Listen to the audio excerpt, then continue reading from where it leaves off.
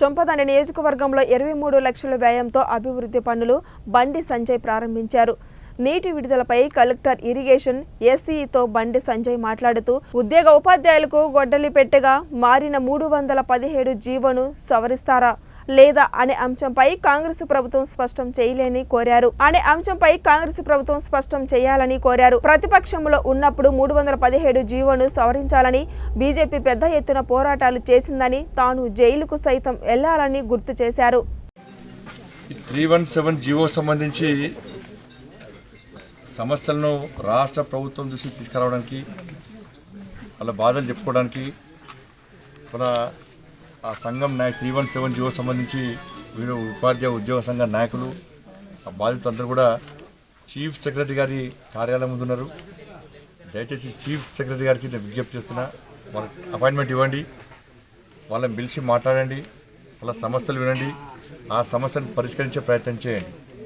దాదాపు గంట నుంచి కూడా వాళ్ళు చీఫ్ సెక్రటరీ గారి కార్యాలయం ముందు ఉన్నారు. సరే, చీఫ్ సెక్రటరీ బిజీ ఉండొచ్చు, దాన్ని వేరే తెలియదు, వాళ్ళు ఫ్రీ ఉంటారంటలేను, కానీ ఇది కూడా ఒక సమస్యనే కాబట్టి వాళ్ళు వెంటనే పిలిచి ఆ సమస్యను వినాల్సిందిగా, ఆ సమస్యను పరిష్కరించే విధంగా ప్రయత్నం చేయాల్సిందిగా నేను రిక్వెస్ట్ చేస్తాను. గంగాధర మండలం చెల్లపల్లి గ్రామానికి ఎంపీ నిధుల నుంచి దాదాపు 23 లక్షల రూపాయలను ఈరోజు సీసీ రోడ్ కోసం కేటాయించడం జరిగింది. ఆ ప్రారంభోత్సవానికి గ్రామం రావడం జరిగింది. గతంలో కూడా ఈ మండలం కూడా అనేక నిధులు కూడా ఇవ్వడం జరిగింది. దాంతోపాటు వీరప్ప స్వామి వారి తల్లి దర్శనం చేసుకోవడం జరిగింది.